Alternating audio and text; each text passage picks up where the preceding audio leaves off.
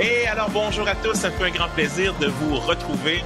Vous le savez pas, moi je le sais, ça fait plusieurs faux départs que je fais pour l'enregistrement de ce podcast. C'est d'ailleurs une des choses avec la nouveauté de l'enregistrer aussi en vidéo. Dave, tu peux pas arriver en pyjama, les cheveux tout ébouriffés et tout ça. Mais donc, des fois, il y a des choses dans le background, des choses qui arrivent. Donc, c'est ça, plusieurs fois. Mais donc, bonjour, ça fait plaisir de vous retrouver. Je sors tout récemment du Forum des évangélistes. C'était 2 jours passés à Québec. Mais quels 2 jours, les amis, c'était tout un 2 jours où on traitait, entre autres, de questions sur qu'est-ce que le wokisme, qu'est-ce que la théorie critique de la race, qu'est-ce que la culture de la cancellation et en quoi est-ce que tout ça affecte notre façon de voir le monde, de partager l'Évangile. Si c'est des sujets qui vous intéressent, sachez que vous pouvez me contacter aussi pour faire des conférences dans vos églises sur ces sujets. Je publicise pas nécessairement beaucoup. C'est des sujets qui sont touchés, surtout avec les changements parfois aux différentes lois, aux différentes choses. Mais quand même, si vous êtes intéressé à savoir un peu plus, vous pouvez me contacter pour voir qu'est-ce qui est possible de faire.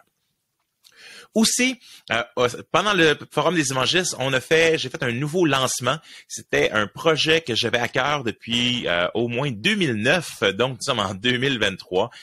Ça vous donne une idée. 2009, c'est le moment où j'ai sorti la première édition de mon livre « Nous croyons en Dieu », qui s'appelait à l'époque « La foi chrétienne pour tous ». Maintenant, il y a une deuxième édition qui est sortie chez Publications chrétiennes avec 60% à peu près de plus de matériel, qui est une présentation apologétique de l'Évangile, c'est-à-dire c'est une présentation qui peut être présentée aux non-croyants, qui peut être présentée aussi aux croyants. Donc, le livre peut être utilisé, on l'a fait en groupe d'exploration de la foi.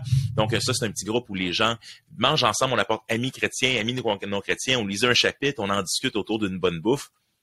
On peut le donner aussi en cadeau de bienvenue. Ça m'est arrivé quand on était à l'église de Saint-Constant, qu'on donnait en cadeau de bienvenue, par exemple. Et je me rappelle cette dame qui est revenue la semaine d'après, elle dit « Je l'ai lu en une semaine. » Puis vraiment, c'est ce que je cherchais depuis des années, ça répondait à des questions. Sa mère s'est convertie, son conjoint s'est converti, son beau-père s'est converti. Et donc, c'est vraiment quelque chose, je pense que par la grâce de Dieu, résonne avec le cœur québécois. Donc, comment présenter l'Évangile avec un angle de paix et de justice. Dieu veut créer un monde de paix et de justice, mais qu'est-ce qui nous empêche d'y aller? Et un peu cet angle-là. Mais c'était quoi le projet? Ça fait depuis 2009 que j'ai à cœur, c'est de faire une série vidéo pour aller avec chacun des chapitres pour qu'on puisse soit lire le livre, soit regarder le vidéo, mais pouvoir en discuter. C'est maintenant réalité. Vous pouvez aller voir dans les notes du podcast, il y a le lien. Sinon, vous pouvez aller sur notre chaîne YouTube missionnel.org. Donc, on a un site web, missionnel.org. Si tu le mets dans ta barre de tâches, tu vas y arriver. Mais sur YouTube aussi, missionnel.org. Et il y a une playlist qui est là de Nous croyons en Dieu, la foi chrétienne expliquée. Tu peux aussi le retrouver par notre site web, missionnel.org. Si tu vas dans ressources et tu cliques sur Nous croyons, tu vas atterrir là aussi. Et donc, j'aimerais ça te donner s'il te plaît, j'aimerais ça, fais ça pour moi. Va voir un vidéo, va peut-être écouter le premier vidéo de la série. Pas nécessairement l'introduction, mais le premier vidéo lui-même. Ça dure 10 minutes et à peu près tous les vidéos durent 10 minutes. Et regarde si ça peut être pertinent pour l'utiliser pour faire un groupe d'exploration de la foi dans ton église ou pour l'utiliser comme une ressource. Mon rêve, c'est vraiment que tous les Québécois puissent voir les vidéos ou entendre ou lire le livre et que les églises puissent l'utiliser pour vraiment que les non-chrétiens au Québec puissent en entendre parler. Donc, c'est un plaidoyer, je vais en parler encore quelques fois au travers des prochaines semaines, mais vraiment, s'il te plaît, partage aussi ces vidéos-là avec d'autres personnes. Si tu n'as jamais partagé mes podcasts avant ou que tu l'as fait, s'il te plaît, ces vidéos-là, je pense que ça vaut vraiment la peine. C'est la chance de partager l'Évangile d'une façon drôle, humoristique. On a des gars au montage qui ont fait tout un travail. Il y a des choses drôles, il y a des clins d'œil, il y a plein de choses. Aussi au travers les vidéos, je suis tellement content. JC, tu as fait un travail extraordinaire avec les vidéos. Alors, merci pour ça. Donc, Nous croyons en Dieu, la foi chrétienne expliquée. Vous pouvez l'acheter sur publicationschrétienne.com ou vous pouvez, si vous voulez l'acheter en plus grande quantité, aussi me contacter directement. Donc, je peux réussir à avoir des prix pour, si vous voulez le faire comme une église au forum, qui a décidé d'en prendre une trentaine de copies. J'en ai d'autres qui nous en ont pris 150 copies. C'est une église plus grande. il y a quelques semaines. Donc, vraiment, c'est une ressource. Je veux pas dire je peux mourir maintenant, là. J'attends les pourquoi de la foi pour ça. Donc, qui est une présentation de l'Évangile apologétique pour les 8-12. Puis les 13-17. Ça, c'est le gros projet sur lequel on travaille. Le prochain projet, pour l'instant, c'est le lancement de Nous croyons en Dieu, qui est sorti. Donc, je vous encourage vraiment à aller le voir et à le partager et à l'utiliser. Cette semaine, un sujet ça me trotte dans la tête. J'ai fait beaucoup de routes là, dernièrement, puis j'avais beaucoup de temps pour réfléchir. Et je réfléchissais à nouveau à toute la question de la souveraineté de Dieu versus la responsabilité humaine. Commençons par dire que c'est possiblement le plus complexe sujet de non seulement la théologie, mais de la philosophie aussi. Donc, si toute la question de l'arbitre, ou de est-ce qu'on est réellement libre, qu'est-ce que c'est la liberté, c'est un immense sujet et on réglera pas ça en 40 minutes. Ça, je te garantis, on réglera pas ça en 40 minutes, mais ça fait quand même des décennies que je réfléchis, que je lis sur la question. Ça m'a vraiment beaucoup fait réfléchir. En tant qu'à la fois que philosophe et théologien, donc j'ai un peu les deux disciplines là, qui cohabitent ensemble, qui réfléchissent. Tu sais, des fois, les gens posent la question, est-ce que tu es un calviniste? Est-ce que tu n'es pas un calviniste? Et Calvin, un des arguments, une des réflexions que je fais, mais Calvin lui-même, dans ses écrits, n'est pas toujours un calviniste à 5 points, comme on dit. Donc, le système du calvinisme, l'idée derrière le calvinisme, c'est tout simplement, est-ce quand Dieu nous parle d'un concept, et que peu importe notre position, calviniste, arménien ou un mélange des deux, on a affaire avec ce qu'on appelle l'élection. L'élection, c'est quoi? C'est que il y a dans l'Écriture des versets qui pointent vers l'idée que Dieu, avant la fondation du monde, a choisi les élus, certaines personnes pour lui appartenir. Sous-tendant que, et ça c'est, tant qu'à moi c'est inévitable, Calvin va être très clair sur cette question-là, ce qu'on va appeler la double prédestination, parce que même Calvin va dire, mais essentiellement, Dieu a choisi les élus, puis en même temps, il a choisi les réprobés aussi, c'est-à-dire ceux qui sont pas élus. Puis c'est inévitable, parce que si tu dis, Calvin, même si je te choisis toi, puis toi, je t'ai pas choisi, mais le fait que je te choisis toi, mais les autres, en quelque part, j'ai choisi ou j'ai choisi de pas les inclure. Fait que c'est difficile d'éviter cette notion de la double prédestination jusqu'à un certain point, du moins dans le cadre du calvinisme. Mais tu as d'autre côté, donc, tu as le calviniste qui, en général, va dire Dieu élit complètement par grâce. Peu importe l'élection, les arméniens disaient aussi que ça était par grâce, là, mais donc complètement par grâce, sur aucune base des mérites vus à l'avance. C'est pas le calviniste de dire ce n'est pas basé sur sa préconnaissance de qu'est-ce qui s'en vient dans le monde, mais seulement sur son plan. Mais de l'autre côté, les arméniens vont dire non. Dieu, c'est marqué, il y a plusieurs passages qui nous disent que ceux qu'il a connus d'avance ou que Dieu ceux qu'il a préconnus, donc que Dieu utilise d'une certaine manière son foreknowledge, donc sa connaissance à l'avance de qu'est-ce qui va se passer. Et le fait que Dieu connaît les choses, c'est-à-dire si je sais à l'avance que voici l'ensemble X des gens vont répondre à l'Évangile, bien, à quelque part, j'ai les élus. Et en bout de ligne, que tu sois calviniste ou arménien, seuls ceux qui persévèrent jusqu'à la fin seront sauvés. C'est le 5e point du calvinisme, la persévérance des saints. Fait que les calvinistes vont dire, seuls ceux qui persévèrent jusqu'à la fin sont sauvés. Et les arméniens vont dire, mais seuls ceux qui persévèrent jusqu'à la fin sont sauvés. La différence, c'est que ici, Dieu donne la persévérance d'une façon irrésistible, parce que la grâce, elle est irrésistible chez le calvinisme. Et les arméniens vont dire, non, cette grâce est résistible, mais le chrétien peut persévérer par la puissance du Saint-Esprit. Donc, il y a un peu de différence entre ce qu'on appelle le monergisme et le synergisme. Le monergisme, c'est-à-dire moi j'entends toujours en mono parce que je suis sourd d'une oreille, mais monergisme, c'est qu'il y a une seule énergie, un seul acteur dans le salut. Et plusieurs calvinistes ou même hyper calvinistes vont être ce qu'on appelle des monergistes. Il y a une seule il y a un seul acteur, il y a une seule force. Donc Dieu fait tout dans le salut. Dieu, il est élu avant la fondation du monde. Il appelle, il vient, il accomplit le salut à la croix. Le Saint-Esprit l'applique sur le cœur du croyant. Le croyant est irrésistiblement attiré à lui et Dieu fait sûr en lui donnant la persévérance qu'il va persévérer jusqu'à la fin. Qui est la position essentiellement calviniste de façon générale. Position arménienne va dire, mais Dieu a vu avant la fondation du monde, et donc il laisse complètement libre l'être humain, et il y a un mystère. Peu importe comment on regarde les choses, il y a un mystère, parce que la Bible, les calvinistes vont dire que la Bible enseigne quand même la responsabilité humaine. 100% Dieu est souverain, et l'homme est 100% responsable. Et de l'autre côté, le mystère, chez les arméniens, on dit, comment est-ce que Dieu peut être souverain si l'homme est libre? Alors, et les calvinistes disent, comment est-ce que l'homme peut être libre si Dieu est souverain? Donc, il y a un mystère dans toute l'équation, là, peu importe là, qu'est-ce qu'on fait de ce débat-là, il faut mettre un point d'interrogation à quelque part et appeler au mystère. L'apôtre Paul lui-même, à la fin de Romains 11, quand il fait sa grande incartade en Romains 9 à 11 sur l'élection, va finir par dire que les voies de Dieu sont incompréhensibles et on comprendra pas. Et essaie pas de combattre avec Dieu puis de chamailler avec lui, il a raison. On comprendra pas, il y a un mystère. Mais il y a des choses qu'il nous dit au travers ce mystère, qui sont des choses comme ça. OK, ça c'est, on peut être sûr de ça, on peut être sûr de ça, on peut être sûr de ça, on peut être sûr de ça.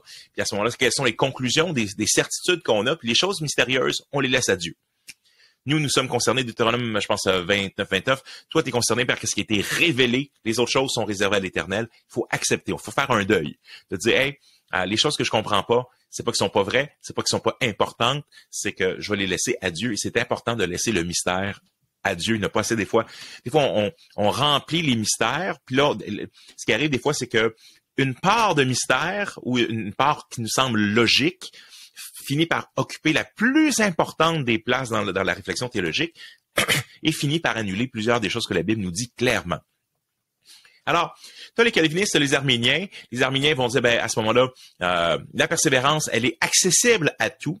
Tant aussi longtemps que, et en bout de ligne, la sanctification aussi, jusqu'à un certain sens, je dois collaborer avec Dieu. Et quand on parle, bien sûr, il y a des listes de versets, là, des deux bords.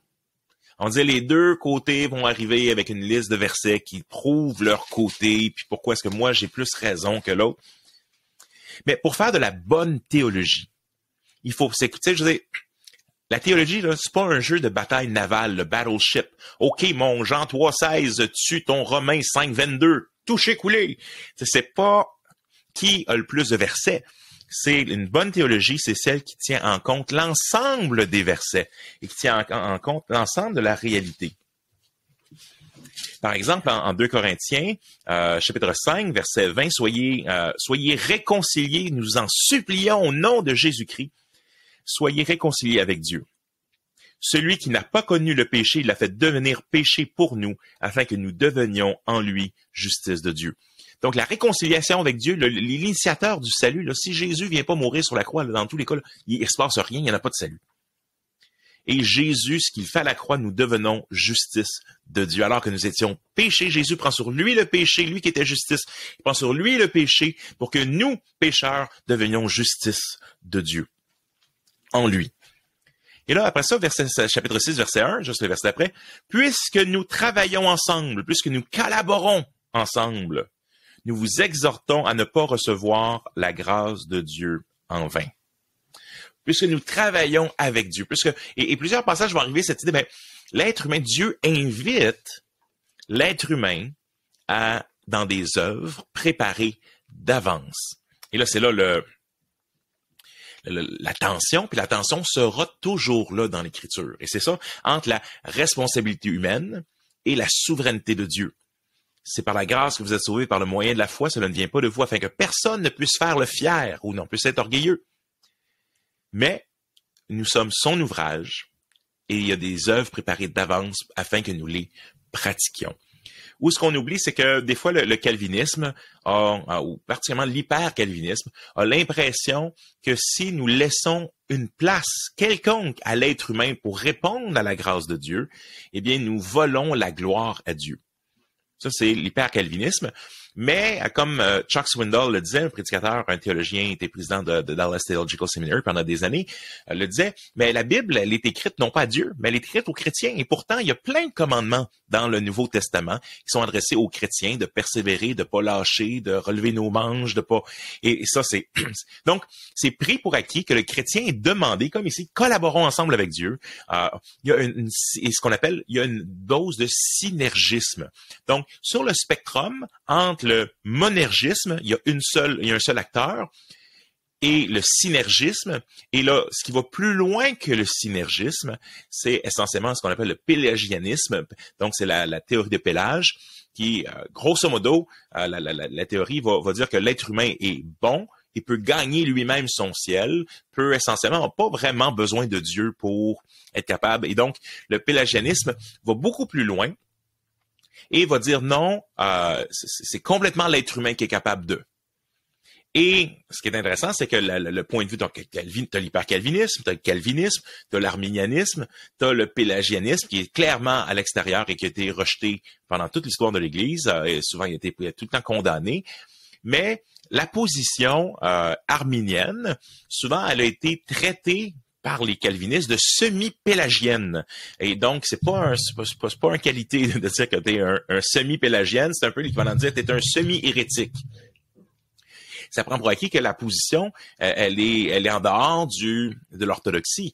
Mais la réalité, c'est que si on regarde, et là, je ne veux pas faire une généralisation, mais ce que l'arminianisme et le calvinisme ne s'entendent pas, c'est essentiellement, l'élection est basée sur quoi? Est-ce qu'elle est basée uniquement sur la grâce de Dieu puis sur sa décision, ou elle est basée en partie aussi sur son foreknowledge, sur qu'est-ce que Dieu voit à l'avance?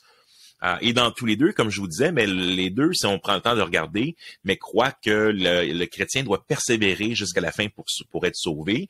Donc, on pourrait argumenter que et en fait, beaucoup de gens qui pensent être calvinistes ne reconnaissent pas le 5e point du calvinisme parce qu'on vit dans une société parfois qui est un peu antinomienne, puis dans une église qui est antinomienne. L'antinomos, ça vient de antinomos, anti-loi, et la position antinomienne, j'en ai souvent parlé.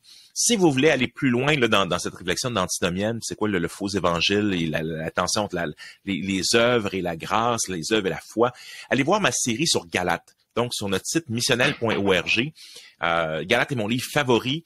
Comme Luther, c'est son livre favori, c'est mon Galate.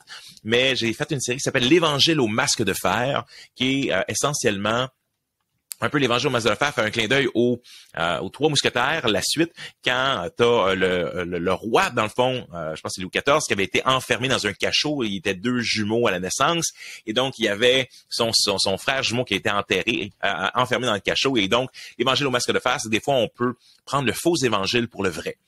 Et des fois, au Québec, particulièrement l'évangile antinomien, qui est Jésus est mort sur la croix pour tes péchés, puis t'as absolument rien besoin de faire, outre que j'ai accepté Jésus. Mais après ça, Dieu me demande aucune œuvre pour pas me mettre de pression, il y a juste l'amour, faut rien faire d'autre. Parce que dès que tu m'imposes quelque chose ou dès que tu me dis qu'il y a un commandement, non, ça c'est du légalisme. Et donc, au lieu de voir, et on finit l'antinomisme, finit par voir la sainteté comme du légalisme. Mais en bout de ligne, cette grâce peut-elle être transformatrice si j'ai la foi, mais j'ai pas les œuvres qui démontrent cette foi peut-elle me sauver? Jacques dit non. Fait que ça peut être les conséquences d'un faux évangile peuvent être graves.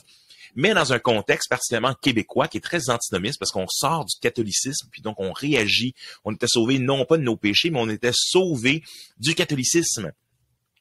Alors, dans ce contexte-là, de l'évangile antinomisme, dire qu'il faut persévérer jusqu'à la fin, tu as souvent un slogan qui est « une fois sauvé, toujours sauvé ».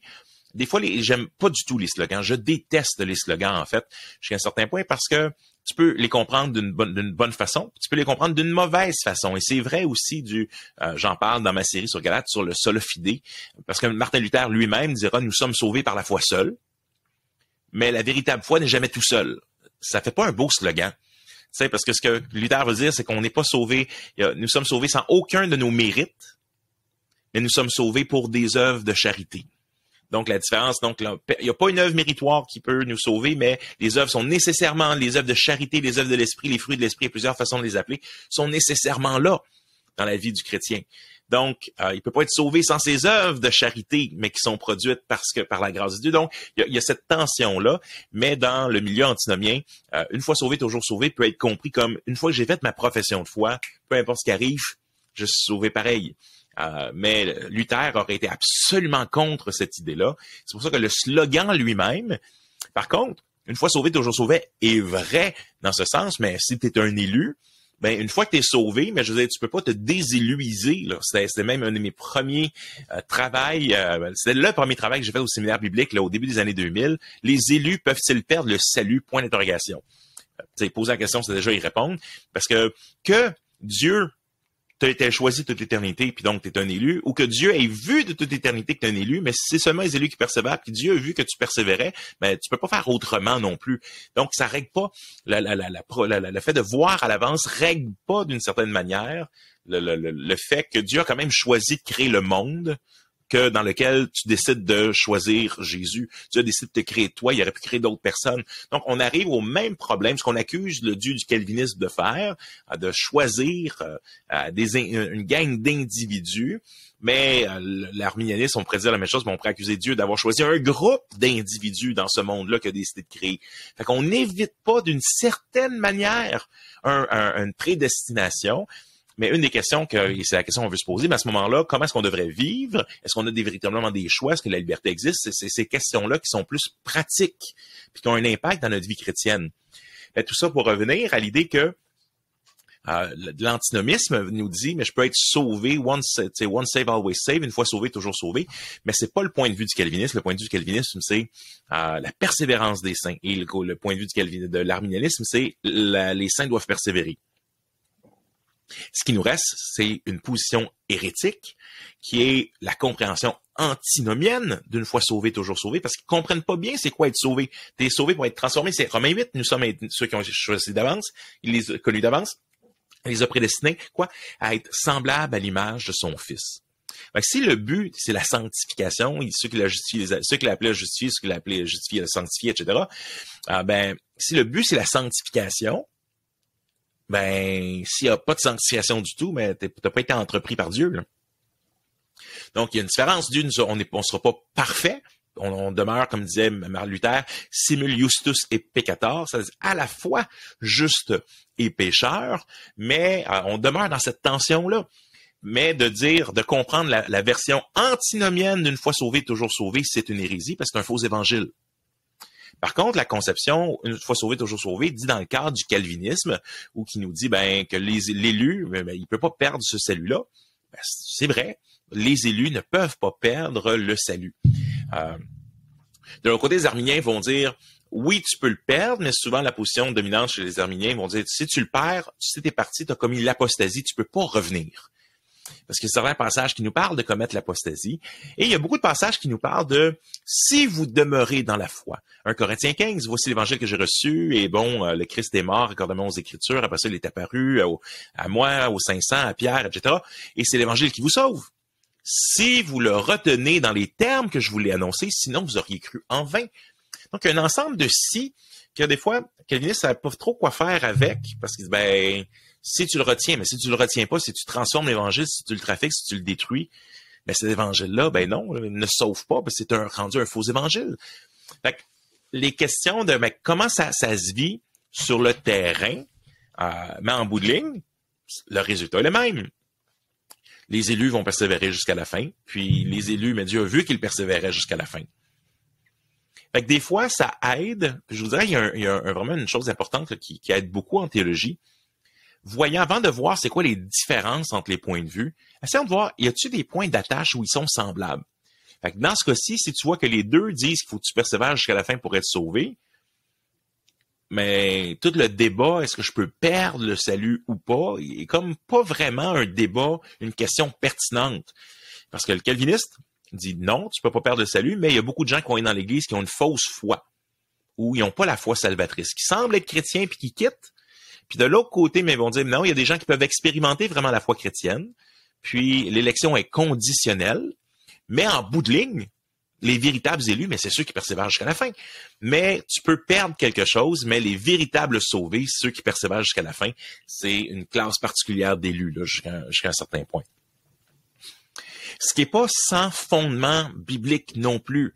Dans un sens, dans Romains chapitre 9 à 11, à un moment donné, l'argument de l'apôtre Paul, c'est mais pourquoi est-ce que Dieu est pas fidèle dans sa promesse avec le peuple juif? Puis il finit par dire, le peuple juif, qui est le peuple élu, dans le fond, c'est rebellé, c'est retiré, veut pas rien savoir de Dieu. Mais l'élection demeure parce qu'il y a un reste, donc un petit groupe qui reste, et eux sont les véritables élus.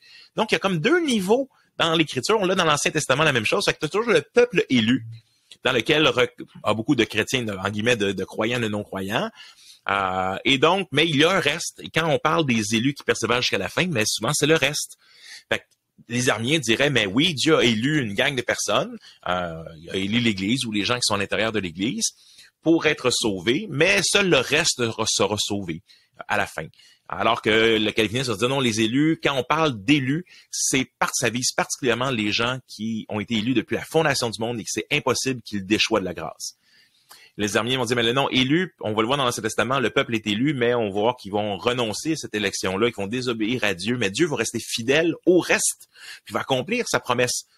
Mais on va le voir dans 1 Pierre, 2 Pierre, il dit, affermissez votre vocation, votre élection. Et en continuant et en persévérant, vous ne tomberez jamais. Et ainsi vous sera accordé l'entrée dans notre royaume du Seigneur Jésus-Christ. Donc, il y a des points, puis c'est là que l'importance de faire une théologie qui va englober l'ensemble de ces données-là.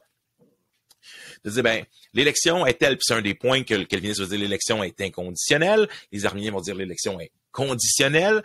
Tu as l'idée que les calvinistes vont dire, par exemple, qu'ils vont croire ce qu'on appelle limited atonement, donc une rédemption limitée ou particulière. Le Christ est mort seulement pour les élus, puis son sacrifice et dans le fond, c'est pour eux qui sont morts. De l'autre côté, les arméniens vont dire non, le Christ est mort. Non, le Christ est mort pour tous, mais c'est pas tous qui vont accepter, mais le sacrifice est suffisant pour tous. Mais en bout de ligne, je veux dire, Dieu, là, il sait le nombre Dieu aurait pas pu, imaginons que, Dieu meurt pour les élus, puis finalement, Dieu décide d'en sauver un autre, puis il aurait pas fait comme, un peu, souffrir un peu plus sur la croix, où le sacrifice de Christ peut pas être plus grand que le sacrifice de Christ. Fait que, j'ai tendance c'est un des points que je suis sur ce point-là, un théologien qui s'appelle Amiro, qui croyait que, effectivement, le sacrifice de Christ était suffisant pour tous, mais efficace seulement pour les élus. Donc, sufficient for all, effective for the elect. Mais en bout de ligne, entre ça, les élus, les calvinistes vont dire Christ est mort juste pour les élus. Mais en bout de ligne, Amiro et d'autres vont dire, en bout de ligne, le sacrifice de Christ va être juste utile pour les élus. Il n'y a pas plus de personnes qui vont être sauvées dans tous les cas. Ça devient une question théorique. Et donc, ça ne veut pas dire que c'est pas une question importante à débattre, mais je crois pas que il y a des arguments qui montrent dans l'Écriture que le Christ est mort pour son Église. Ouais. Puis il y a d'autres passages qui disent qu'il est mort pour les péchés du monde du monde entier, il est mort pour tous les hommes. Et là, ce côté-ci, le calviniste va devoir faire des culbutes pour se dire pourquoi est-ce que tous les hommes ne veulent pas dire tous les hommes. Et donc, il y a des tensions à avoir dans cette question. C'est pour ça que je dis que c'est une grande question. On réglera pas ça en 45 minutes. Mais il y a quand même des choses, des points où on est d'accord. Et quand on bâtit sur ce qu'on est d'accord, on va se rendre compte, OK, peut-être j'ai pas besoin d'une controverse sur la question. Est-ce que l'Arménien et moi, est-ce qu'il y en a un qui parle de son salut, l'autre qui l'a pas? Dans le bout de ligne, les deux, il faut que tu persévères. Parce que le calviniste doit quand même, et la Bible l'enseigne, le calviniste doit quand même dire à ton église, persévérer, continuer, garder le bon combat. J'ai couru la course, il faut persévérer jusqu'à la fin pour être sauvé. On a besoin de...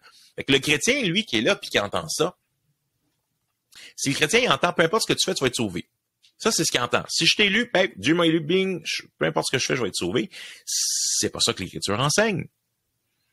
L'Écriture enseigne, c'est que le véritable chrétien va persévérer. Donc, si tu reformules un peu différemment, la persévérance est nécessaire au salut. C'est la position calviniste, c'est la position arménienne. Mais la persévérance dans quoi? La persévérance dans la grâce de Dieu, la persévérance dans marcher avec lui, La persévérance dans faire les œuvres qu'il nous a préparées d'avance afin que nous les pratiquions. La persévérance dans grandir à l'image de Jésus-Christ. Pas la perfection, la Sainte Seine est là pour nous rappeler qu'on demeure pécheur, simul justus et peccator. Je suis juste positionnellement en Jésus, mais à chaque fois que je prends Sainte Seine, je me rappelle quoi? Jésus est mort pour mes péchés. Puis Seigneur, ben pardon, confessez vos péchés les uns aux autres, Jacques 5,16. Donc il y a un aspect de je suis encore pécheur. Si quelqu'un dit qu'il est sans péché, c'est un menteur, un genre. Mais je vous écris ces choses afin que vous ne péchiez pas. Et celui qui est de Dieu ne pêche pas, dans un sens continu, il n'est pas abonné au péché.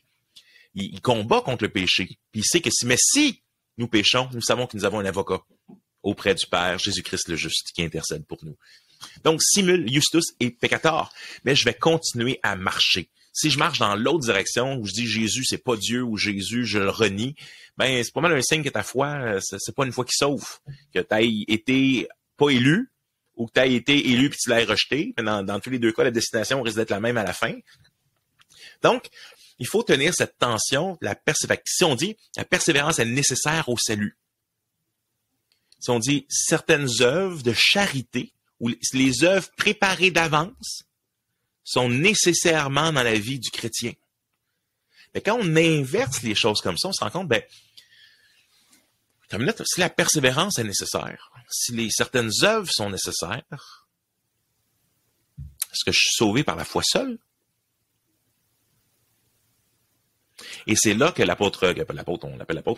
là que Luther devient particulièrement important quand on va le lire. Lui qui est le père de la foi seule, en guillemets, là, c'est lui qui est arrivé avec ce slogan-là. Mais il dit, mais nous sommes sauvés nous sommes justifiés par la foi seule, nous sommes justice de Dieu. Maintenant, à cause de Jésus-Christ, mais maintenant nous collaborons avec lui afin que la grâce ne soit pas en vain dans notre vie. Mais nous sommes justifiés par grâce. Mais la sanctification, la marche chrétienne, nous marchons avec Dieu. Et ça, on grandit différemment. Et je vous écris en hébreu. Je peux même pas vous donner la nourriture solide, là. Vous êtes au pablum encore. Donc, il y a des degrés dans la vie chrétienne, puis on peut marcher où je suis loin de Dieu, je suis plus proche de Dieu, j'obéis, comme on lutte avec le péché, etc. Donc, nous sommes Luther, nous sommes sauvés par la foi seule, mais cette foi n'est jamais tout seul. Elle est toujours accompagnée d'œuvres de charité, d'œuvres produites par l'Esprit, mais d'œuvres produites par l'Esprit et le croyant. Parce que le croyant, toutes les œuvres, marcher par l'Esprit, c'est un commandement. Laissez le Saint-Esprit conduire vos vies, c'est un commandement. C'est fait que je vous ai choisi, dit-il à ses apôtres, afin que vous portiez du fruit en abondance. Donc, le but pour lequel Jésus nous choisit, c'est pour porter du fruit. Fait que le fruit est nécessaire au salut. Mais il l'est non pas comme une cause méritoire, comme dirait Luther, donc on n'est pas sauvé par aucune de nos mérites, mais il l'est par la transformation que Dieu opère en nous, et parce que la puissance de Dieu est là, parce que le Saint-Esprit est là, parce que on va avoir ces fruits-là, et si on ne les a pas, il faut encourager les chrétiens dans cette direction-là. Et on le voit particulièrement en Tite. Tite est un excellent, si vous voulez, un peu réfléchir un peu à cette tension, parce que des fois, on a l'impression que l'apôtre Paul, il y a une tension entre Jacques et Paul sur cette question-là, puis il faut essayer de résoudre ça. Mais si vous lisez Tite, forcément, vous allez vous rendre compte que la tension est pas mal disparue. Elle est pas mal disparue parce que Paul parle la même chose, c'est qu'on a une lecture antinomienne de Paul qui clash avec le reste du Nouveau Testament. Et souvent, cette vision antinomienne de Paul clash avec ce que Jésus enseigne, clash avec ce que l'autre passage de Paul enseigne, clash avec ce que Jude enseigne, clash avec ce que Pierre enseigne, clash avec ce que l'Apocalypse enseigne. Là, tu te rends compte que t'as chopé pas mal, t'as fait comme Marcion, un des premiers hérétiques de l'histoire de l'Église, puis t'as chopé une bonne partie du Nouveau Testament avec une compréhension de Paul particulière, où Paul s'entend pas avec pas Paul. Parce que si on voit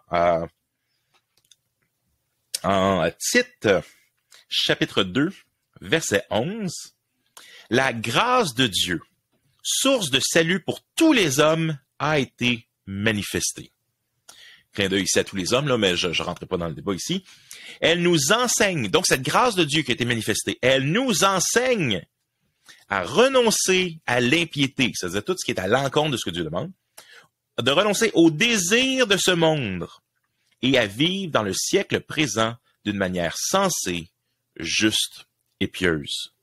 En attendant la bienheureuse espérance et la manifestation de la gloire de notre grand Dieu et Sauveur, le Christ Jésus. Il s'est donné lui-même pour nous, afin de nous racheter de toute iniquité et de se faire un peuple qui lui appartienne, purifié par lui et zélé pour des œuvres bonnes.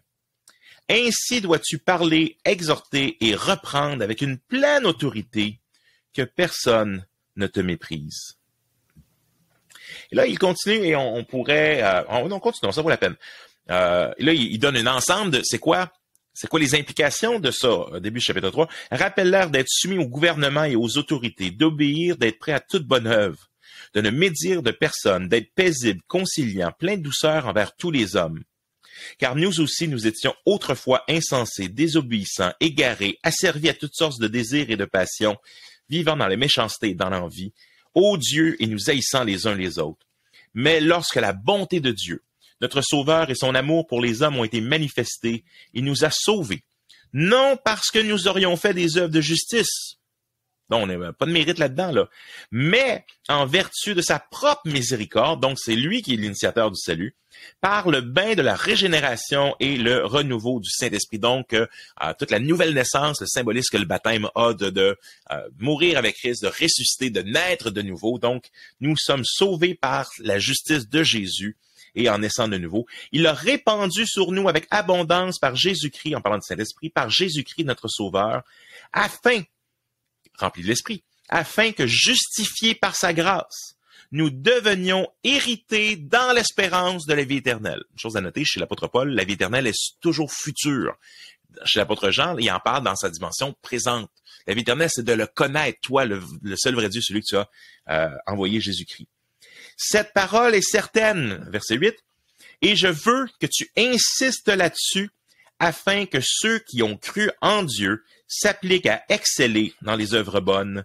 Voilà ce qui est beau et utile aux hommes. On a ici essentiellement l'apôtre Paul qui nous dit quoi exactement? La grâce de Dieu t'a sauvé, t'as été sauvé par aucun de tes mérites, que par la miséricorde de Dieu, qui est venu mourir pour toi, qui t'a justifié, qui t'a donné le Saint-Esprit, enseigne aux chrétiens qui sont là pour faire des bonnes œuvres. Il a racheté son peuple, un peuple qui doit être zélé pour les bonnes œuvres. On a exactement la même chose qu'en Éphésiens 2. On a exactement la même chose qu'en Jacques. À quoi bon dire que j'ai la foi? Si t'as pas les œuvres. Parce que cette foi-là n'est jamais tout seul. Et oui, les œuvres sont nécessaires au salut. Pas les œuvres de mérite, mais la présence des fruits de l'esprit, la présence des œuvres d'avance. Puis là, la question, puis ça c'est la question souvent qu'on arrive, nous, puis qu'on est comme, c'est lourd. Mais combien d'œuvres sont nécessaires pour être sauvés? Simul justus et peccator. Tu seras pécheur tous les jours de ta vie. Puis le péché, c'est quoi? C'est de faire le bien. C'est de faire le mal que Dieu veut pas que je fasse. Puis de pas faire le bien que Dieu veut que je fasse puis que je fais pas. Fait qu'il y a des péchés de volition, c'est-à-dire des péchés que moi je fais de ma volonté, puis il y a des péchés d'omission, les choses que je veux pas faire, puis que je devrais faire. On s'en sort pas. Fait que l'idée de la perfection, là, ou de faire un nombre d'œuvres en particulier, là, la question, là, c'est pas de me dire, combien d'œuvres c'est assez pour que je sois sûr de mon salut? Tu peux être sûr d'être justifié par Dieu si tu mets ta confiance en Jésus-Christ. Le rappel de la Sainte Seine qu'on prend à chaque fois, du moins à chaque fois que vous la prenez, c'est un rappel que nous sommes encore justifiés et pécheurs. Mais on marche ensemble. Et ça, je trouve que c'est un beau symbole pour dire, tant qu'on marche, c'est pas magique, là, la Sainte Seine, mais je trouve que c'est un beau symbole qui nous rappelle que quand on revient ensemble, il y a cette promesse de dire, hey, je suis avec toi. Je suis mort pour toi.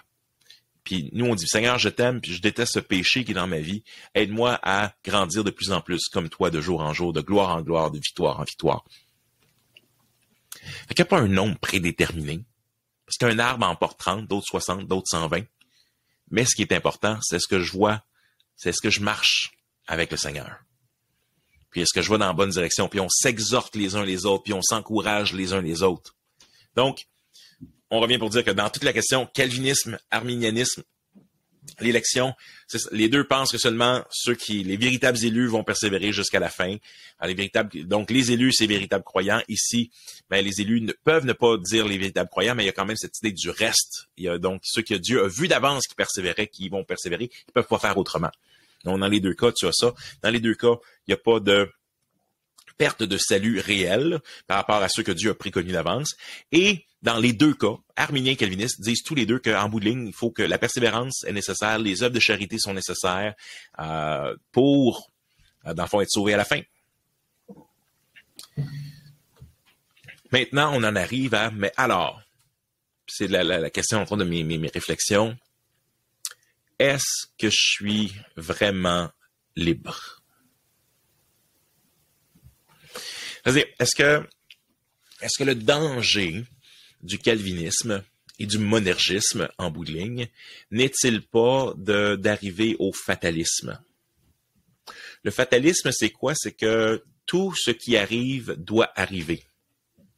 C'est-à-dire que, par exemple, si je me cogne l'orteil sur le bord du bureau ici, ben, c'était fatal. Je ne peux pas faire autrement. Tout ce que Dieu veut arrive nécessairement. Et donc, sur certaines choses, c'est pas de problème. Ce que Dieu veut arrive. Et tu vas dans une entrevue, tu l'as pas, tu te consoles, tu dis, mais si Dieu avait voulu que je l'aille, ben, je l'aurais eu. Je me rappelle, ma femme me le rappelle parfois, là, que ça m'a fallu 3 examens, 3 fois pour réussir mon examen théorique de conduite. La première fois, je me suis dit, mais là, regarde, moi, je suis à l'université, pas besoin d'étudier cette affaire-là. Je suis arrivé, je l'ai planté bien raide. Deuxième fois, je dis, oh boy, OK, il faut que j'étudie. Puis, mais là, je me suis pas rendu compte qu'il y avait 2 livres à étudier, mais j'ai très, très, très bien étudié un des 2. Fait que dans la portion que j'ai étudiée, ça a très bien été. Dans l'autre, je l'ai poché. Et là, je suis retourné une 3e fois. Est-ce que c'était la volonté de Dieu que je manque la première, que je manque la 2e, puis que j'aille la 3e? Ben, on pourrait dire oui, c'est la volonté de Dieu, mais on va parler de plusieurs types de volonté de Dieu en théologie systématique. On parlait de volonté permissive, c'est-à-dire Dieu, il y a des choses que Dieu permet le mal ou le choix humain, puis il le permet de façon permissive. Le mal va arriver parce que Dieu a choisi de créer un monde libre ou un monde avec une certaine liberté ou avec un choix contraire. Dieu a permis qu'Adam et Ève puissent faire le choix contraire de qu'est-ce qu'il veut moralement.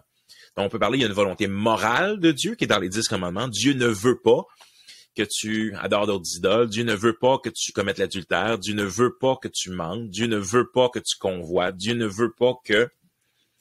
Mais dans la réalité, il y a tous les jours, les milliards de fois, si on est, mettons, 8 milliards sur la planète maintenant environ, mais à chaque jour, au moins, chaque personne fait un péché. Là, soyons, on va être conservateurs. Fait qu'à chaque jour, il y a au moins 8 milliards de fois que la volonté morale de Dieu est brisée. Fait que si on est pour dire que tout ce que Dieu veut en tout temps arrive tout le temps, ben c'est pas ça exactement que je vois dans l'Écriture. Puis ça ferait de Dieu, et le danger du fatalisme, c'est que ça fait de Dieu essentiellement l'auteur de tous les péchés.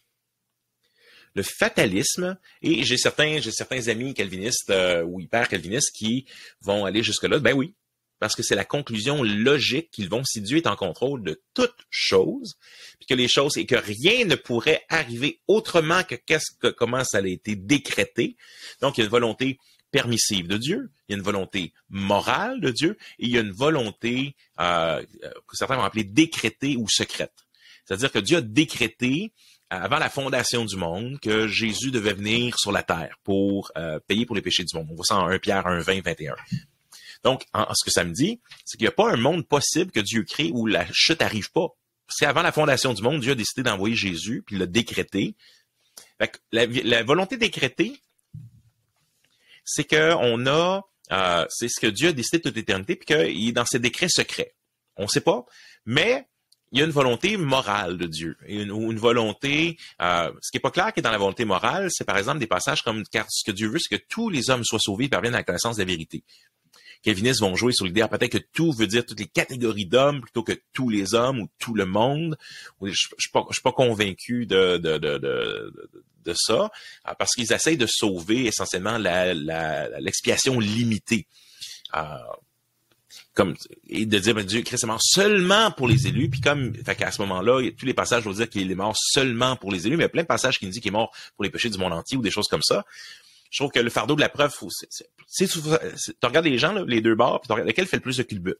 C'est souvent une idée pour te dire, bon, mais sur ce point-là, comme vous avez peut-être pu le deviner, là, je suis pas un calviniste à 5 points, je me rangerais plus proche du calvinisme sur beaucoup de choses, mais pas sur tous les points. Puis Calvin, j'argumenterais, Calvin lui-même, pas sur tous les points.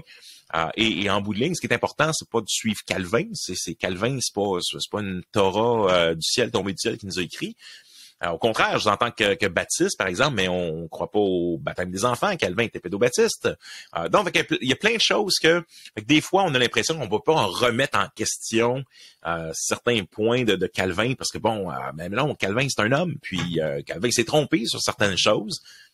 Et même lui-même, le calviniste, les 5 points, tout ça viennent plus tard, même après Calvin. Calvin remettra en question, là, si vous lisez ses commentaires bibliques, certaines de ces points, il l'affirmerait pas de la même manière. Fait que, là, je t'ai rendu. C'est ça qu'on parle de tous les bords. Donc, dans cette liberté humaine, le fatalisme rend Dieu responsable de tout ce qui se passe. Et on a des versets qui vont dans ce sens-là, où Jésus va dire, écoute, le nombre de cheveux qui t'est sur la tête est compté. Dieu connaît tous ces détails-là. Il n'y a pas un moineau, bon, regarde, il valent 2 cents, là, mais il n'y a pas un moineau qui tombe par terre sans que ce soit la volonté de mon Père. Parce que c'est Dieu qui pif, pif, pif, pif. Il knock out tous les moineaux, puis tout ce qui arrive, puis est-ce que Dieu est en contrôle de tous les petits détails en tout temps, ou est-ce que Dieu a mis des règles, comme par exemple les lois de la gravité, les lois etc., puis donc le monde fonctionne selon un set de règles. Dieu peut intervenir dans son monde quand il le veut. Ça, c'est ça, sa prérogative. Donc un miracle, c'est essentiellement Dieu qui arrête le cours normal des choses, mais est-ce que ça tombe, en voulant dire, ça sort pas à l'extérieur du champ duquel Dieu contrôle. Il tombe pas un moineau par terre sans que ce soit à l'extérieur de la souveraineté de Dieu puis du contrôle de Dieu sur l'ensemble de l'humanité. Il est possible que notre vision de la souveraineté joue, parce que nous, on est dans un monde informatique, on a l'impression que Dieu est devant son ordinateur, là, bip, bip, bip, bip, bip, puis il voit toutes les choses, puis c'est un supercomputer qui voit tout en même temps. L'idée de la souveraineté, souvent ou du contrôle que quelqu'un à l'époque aurait, c'est que le berger est là et contrôle son troupeau. Parce que c'est pas un contrôle mécanique où il tient puis il décide puis il pousse chacun des brebis. Il protège ses brebis. Il n'y a pas quelque chose qui arrive dans son champ sans qu'en quelque part il a dit oui. Puis, sauf que quand il y a des brebis égarées, là, il doit aller chercher, puis là, il y a un loup qui arrive. Donc, l'image qu'on a de la souveraineté dans notre tête, mais on voit des possibilités de souveraineté ou de contrôle absolu dans une société technologique comme on est, qui était peut-être pas le modèle avec lequel il faut regarder. Fait qu'il faut faire attention de regarder le modèle avec les lunettes que nous avons aujourd'hui. Fait qu'est-ce que ça veut dire que Dieu est en contrôle du moins, ce qu'on sait au départ, c'est que Dieu est en contrôle de toute chose. Il amène l'histoire vers où il va et j'annonce avant que les choses arrivent ce qui va arriver. Je fais ce que je veux. Donc, il y a un sens que Dieu écrit son histoire, puis ça va se passer comme il dit, puis il sait la fin, il sait le début, il sait toute chose. Avec plusieurs théologiens, je vais tenir l'idée que Dieu connaît possiblement connaît toutes les possibilités aussi. C'est-à-dire, il connaît non seulement les mondes actuels, mais il connaît les mondes possibles de qu'est-ce qui aurait eu lieu. On va dire, mais s'il aurait créé Adam, par exemple, Adam et Julie, ou Steve et Sylvia, je sais pas, mais ça aurait créé un monde complètement différent. Fait que dépendamment de qu'est-ce que Dieu crée comme monde, quelle loi il met dedans, on décide pas, tu sais, je sais pas quand je nais, je sais pas de quelle nationalité je suis, je sais pas du moment que je nais, je décide pas de ma condition génétique, je décide pas, il y a bien des choses que je décide pas. Je sais pas le moment de ma mort non plus, je sais pas le temps de la mort de l'univers, je décide pas que je suis pas capable de sauter jusqu'à la lune, je décide pas, il y a vraiment beaucoup de choses que je suis limité. Fait que quand on parle d'un concept de liberté, mais je sais déjà que c'est pas une liberté entière. La Bible me dit aussi que si Dieu cogne pas à la porte de mon cœur, mais je peux pas me tourner vers Dieu parce que à cause du péché originel, puis à cause du péché dans nos vies, on n'est pas enclin vers Dieu, on est plutôt enclin vers notre péché, puis on est esclave de notre péché, on a besoin d'être sauvé par Dieu de notre péché.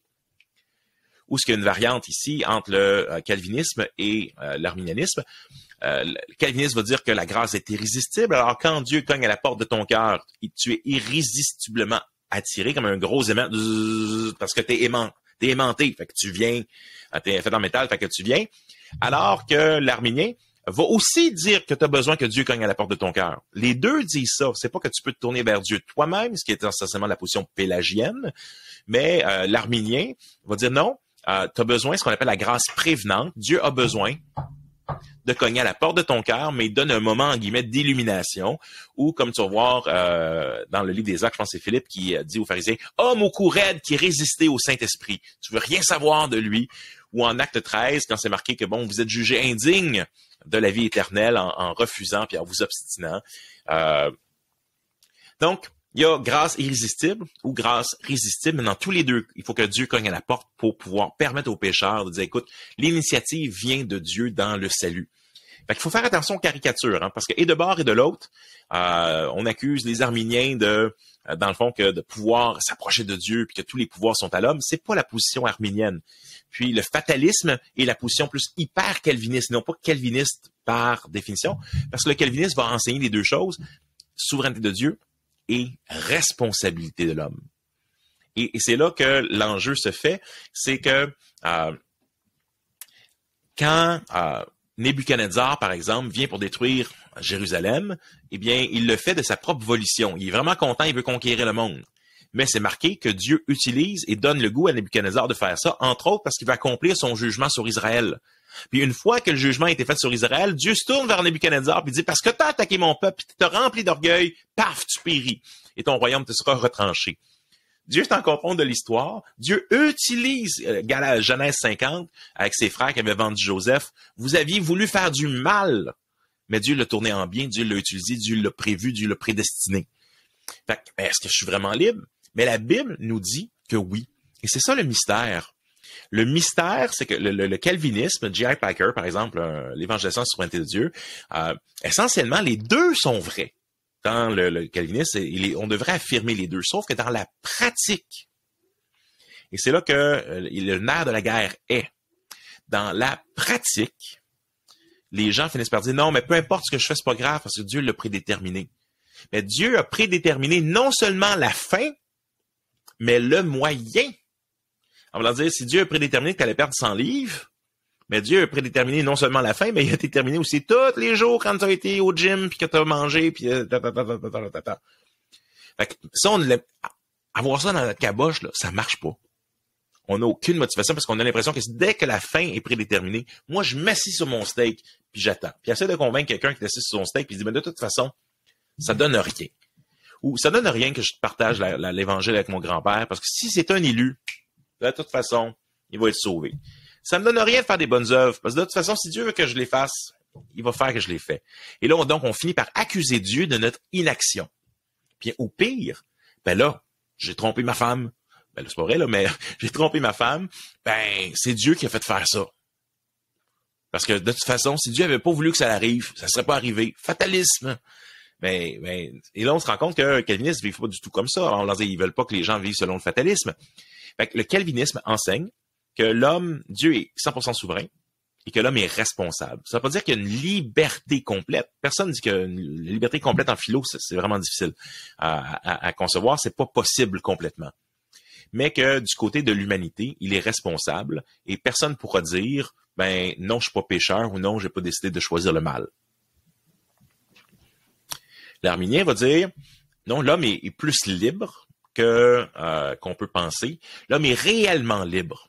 Et Dieu va s'adapter à cette liberté humaine. Et on a un passage, par exemple, comme je pense, Matthieu 26, quand Jésus est devant Jérusalem, il dit, Jérusalem, Jérusalem, combien de fois j'ai voulu vous rassembler comme une mère poussin vous rassemble sous ses ailes, mais vous ne l'avez pas voulu. Ça dit, ici, on a une des preuves, je pense, de la divinité de Jésus, parce que combien de fois est-ce que Jésus a voulu les rassembler? Mais c'est Jésus qui parle. Mais dans l'Ancien Testament, Dieu dit, ben, je vous dis, va dans cette direction-là, vous courez dans l'autre. Est-ce que Dieu a voulu que le peuple d'Israël se prostitue avec les Baals pendant que Moïse était sur la montagne? Non. Est-ce que c'était la volonté de Dieu? Est-ce que Dieu voulait? Est-ce que le plan, c'était de dire, hey, je vais amener ces gens-là, ils vont être pendant 30, 40 ans dans le désert, à tourner en rond, puis toute la génération qui a précédé va mourir, puis là, on va rentrer? Ou est-ce qu'ils ont pris un jugement contre eux-mêmes, puis que Dieu a dit, ben, c'est pour ça qu'ils sont, même chose, on va le voir dans 1 Corinthiens chapitre 10. C'est pourquoi est-ce que ces choses sont écrites? Pourquoi est-ce que Dieu nous rappelle ces choses? Afin qu'ils ne soient pas infidèles comme eux qui s'y mourrent, genre 10 000 ou 20 000 dans le désert. Dans le Nouveau Testament, il y a beaucoup de passages qui nous dit attention. Tu l'as par exemple, et c'est un passage assez formidable en Hébreux chapitre 10. Souvent, Hébreux, c'est un des gros passages qui a beaucoup de discussions. Mais on se rend pas compte qu'il y a cette tension. Cette même tension qu'il y a partout dans l'Écriture, elle est là entre la responsabilité de l'homme et la souveraineté de Dieu. Regardez bien ça. On est en Hébreux chapitre 10, verset 38 et suivant. Mon juste, verset 38, mon juste vivra par la foi, mais s'il se retire, mon âme ne prend pas plaisir en lui. Quant à nous, nous ne sommes pas de ceux qui se retirent pour se perdre, mais de ceux qui croient pour sauver leur âme. Fait qu'ici, on sait très bien, donc, ce qui est intéressant, c'est que ça parle du salut de l'âme, là. C'est pas les œuvres, c'est pas les récompenses, ça parle clairement du salut des âmes, ça le mentionne dans le texte. Mon juste vivra par la foi, mais s'il se retire, mon âme ne prend plus plaisir en lui. Mais ce qui est intéressant, c'est que mon juste, là, tu vois, mais là, il fait partie, mais dans une bonne partie du Nouveau Testament, je pense qu'il y a une des clés, c'est quand Dieu s'adresse à une église qui est justement mixte, croyants et non-croyants, élus et non-élus, si on peut dire ça comme ça. Fait que oui, Dieu dit que les élus vont persévérer jusqu'à la fin, les élus ne peuvent pas se détourner, mais ce qui est intéressant, c'est qu'on le voit ici, il dit, mais mon juste, ceux qui font partie de la communauté des justes, mais si tu vas dans l'autre direction, mais si tu te retires, mon âme ne prend plus plaisir en lui. Mais quant à nous, c'est qui nous? Ben, c'est les élus. Quant à nous, nous ne sommes pas de ceux qui se retirent pour se perdre. L'apôtre Paul souligne, il y en a qui vont partir, qui font partie de l'Église, mais en bout de ligne, pas nous. On voit la même chose en 1 Jean 2, avec cette idée de demander des gens qui sont partis, mais ils n'ont jamais été des nôtres. Sinon, ils ne seraient pas partis. Et tu l'as donc en continu encore et encore et encore. Tu l'as en Philippiens, un autre passage qu'on connaît bien. Car c'est, verset 12, car c'est Dieu qui opère en vous le vouloir et le faire selon son dessein bienveillant. C'est un passage que les calvinistes utilisent beaucoup, car Dieu provoque en vous le vouloir et le faire. Mais en même temps, regarde le sandwich là, avant et après. Verset 12, verset précédent. Ainsi, mes bien-aimés, comme vous avez toujours obéi avec crainte et tremblement, mettez votre salut en action. D'autres versions disent travaillez à votre salut. Mettez votre salut en action, non seulement comme si j'étais présent, mais bien encore plus maintenant que je suis absent. Travaillez avec salut avec crainte et tremblement. Mais c'est Dieu qui opère en vous le vouloir et le faire. Et verset 14, faites tout sans murmure et discussion pour être irréprochable et pur. Fait que c'est pas Dieu là, qui fait que tu deviens irréprochable et pur dans tes actions ou que tu travailles avec crainte et tremblement à ton salut.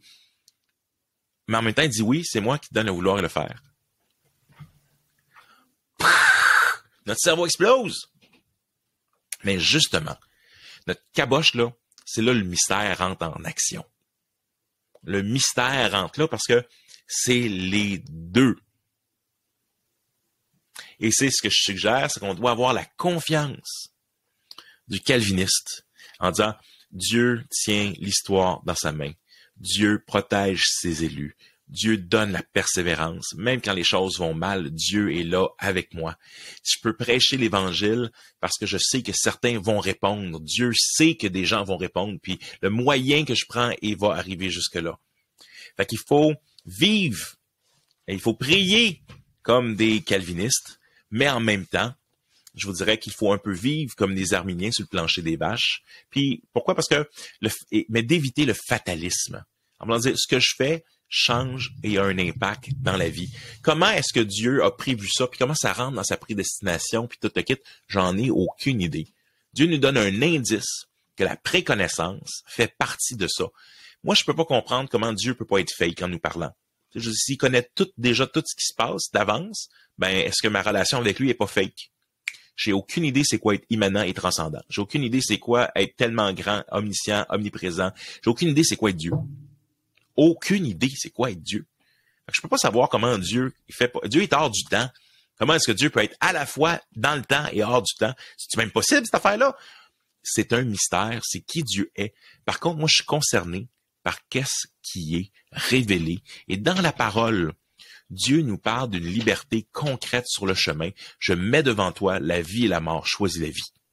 Il met devant moi des choix. De dire, ben, je peux aimer, je peux haïr. Je peux décider d'obéir à Dieu, je peux décider de désobéir à Dieu. Puis la Bible, une partie du Nouveau Testament nous dit que ben, vous êtes en train de désobéir à Dieu, revenez à votre bon sens. Certains d'entre vous vivent comme s'ils ne connaissaient pas Dieu. Fait que j'ai des choix à faire et ces choix ont des conséquences. Et vous savez, une chose qui m'a vraiment fait réfléchir dans tout ça, c'est le diabète. Je suis atteint du diabète de type 2. C'est pas venu par hasard. Contrairement au diabète de type 1, qui lui, bon, vient soit à la naissance ou autre, puis n'est pas la cause, n'est pas une cause humaine. Mon diabète de type 2, je me suis fait avertir il y a plusieurs années, t'es pré-diabétique, puis là, il faut que tu changes les choses. Puis là, ben, ton diabète est là, puis il faut que tu changes les choses. Puis là, si tu changes pas rien, il faut encore aller plus loin. Le diabète, c'est quoi? C'est grosso modo, là, tu manges mal, tu fais mal d'exercice, puis tu continues à manger mal. Puis tu continues à pas faire l'exercice, jusqu'à un moment donné où ton corps est plus capable de gérer l'insuline, puis de gérer tous les nutriments, et la bouffe devient un poison pour toi. Est-ce que Dieu voulait que j'aille le diabète de type 2? Mais je sais que la volonté de Dieu, là, c'est que je traite bien mon corps. Puis que la volonté de Dieu, là, c'est que, ben, non, je pense pas que Dieu veuille, dans ce sens-là, que j'aille le diabète de type 2. Puis ça vient par ma faute. Puis c'est pas Dieu qui m'a poussé à manger. À chaque fois que je mange, puis que si je fais pas attention, mais oui, c'est une forme de péché. Pourquoi? Parce que ça détruit mon corps, ça détruit ça détruit mon espérance de vie, ça fait, etc., etc. Fait que, il y a beaucoup de choses dans le monde qui se passent qui sont pas la volonté morale de Dieu. Puis Dieu nous laisse beaucoup de liberté. Sur le terrain, là, quand je me lève, mais j'ai le choix de passer un temps avec Dieu ou pas passer un temps avec Dieu. J'ai le choix de m'inquiéter ou de pas m'inquiéter. J'ai le choix de... Tu sais, à un moment donné, j'ai été confronté dans l'église où j'étais vraiment convaincu, dur comme fer, que le Seigneur me voulait dans une église en particulier. Tout était aligné, des frères, des gens, le chef, le président de l'association, personnes, tout le monde était, hey, oui, je pense que c'est un bon fit pour toi. Tout était là, je veux dire, une conviction dans la prière, conviction. Et finalement, arrive une situation où le conseil, non, c'est pas la direction dans laquelle on va. Je me suis vraiment posé la question avec toutes les confirmations, puis toutes les choses, puis après ça, le fait que le prochain pasteur fait un burn-out. Je suis content de l'avoir évité, mais ben, est-ce que ça l'arrive que l'Église fasse des mauvais choix? Est-ce que ça l'arrive que le peuple de Dieu fasse des mauvais choix? Je pense que dans l'Écriture, là, on en a toute une trollée de moments où le peuple de Dieu a fait le mauvais choix. Et c'est là qu'il faut faire la différence entre la volonté secrète de Dieu ou décrétée. On va dire, Dieu voit les futurs possibles. Dieu voit tout ce qui est possible. Est-ce que Dieu aurait voulu m'envoyer à telle place? Les hommes ne l'ont pas voulu, puis on passe à autre chose. Écoute, si à Jérusalem, écoute, je suis pas de ce niveau-là, là, comme différence, mais on va dire, si j'arrive devant Jérusalem, dis combien de fois j'ai voulu telle chose pour vous, puis vous l'avez pas voulu. Puis combien de fois j'ai mis devant vous la bénédiction dans Deutéronome, puis vous avez choisi l'exil. Est-ce que Dieu a été surpris par l'exil? Non, il l'a prophétisé. Est-ce que Dieu a été surpris par le fait que le peuple en revenant d'Israël, en revenant de l'exil, n'a pas suivi plus le Seigneur que ça? Non, il l'a prophétisé. Tu sais, on va dire, il y a plein de choses. Fait que le fait que Dieu prophétise enlève pas ma liberté humaine, puis ma conséquence, puis qu'est-ce que je vis.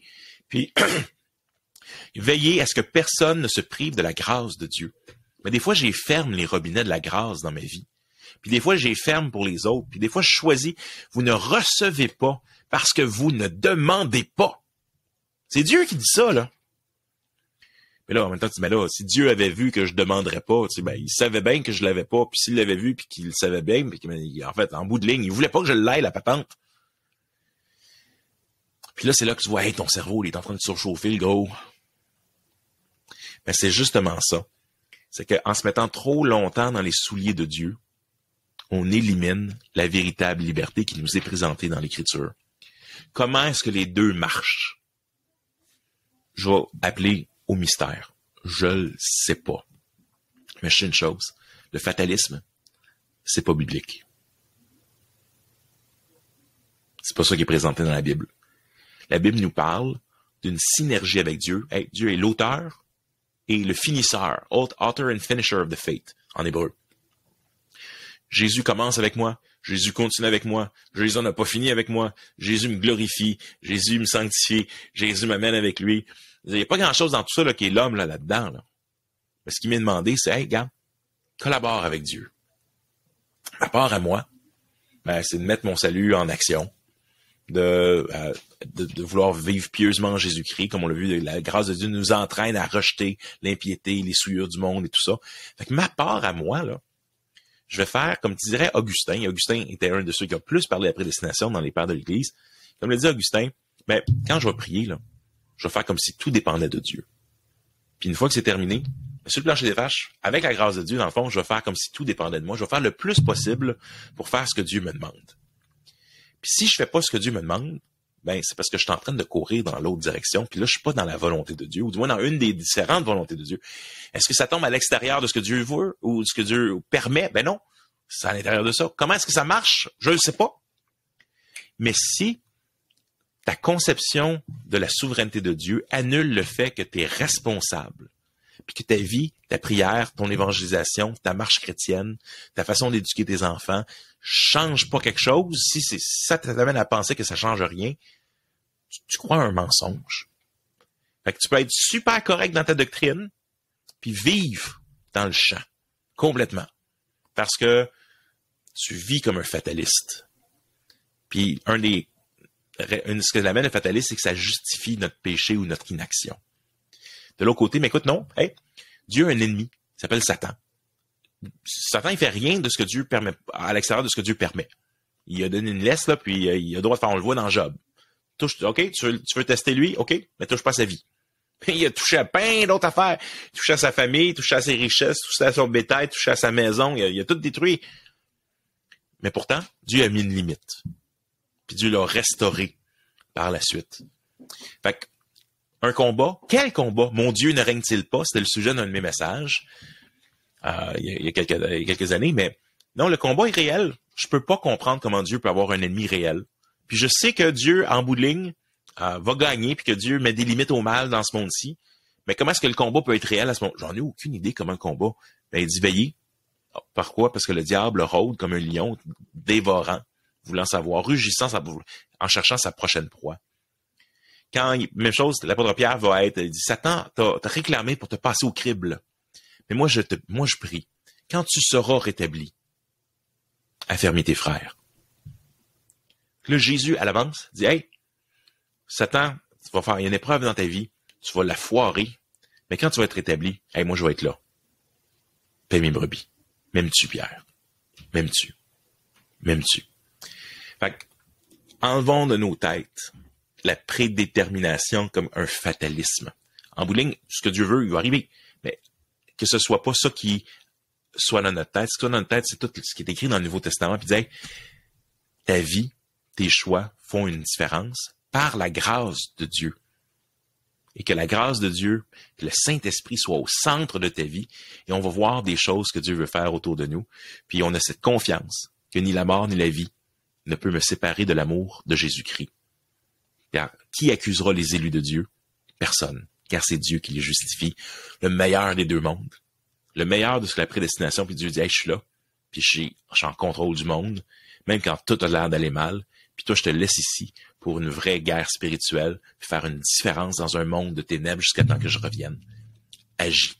Suis-moi. Retrousse-toi les manches. Prépare-toi à une course. Prépare-toi à un combat. Mais on va être victorieux par celui qui a déjà gagné la victoire à la croix. Missionnel.org est un site de ressources pour la formation de disciples. Vous y trouverez des articles, des vidéos, ce podcast, des livres, des e-books et bien plus encore. Missionnel.org est une initiative de One Hope Canada, une mission qui a à cœur de partager l'Évangile à ceux qui ont le moins la chance de l'entendre.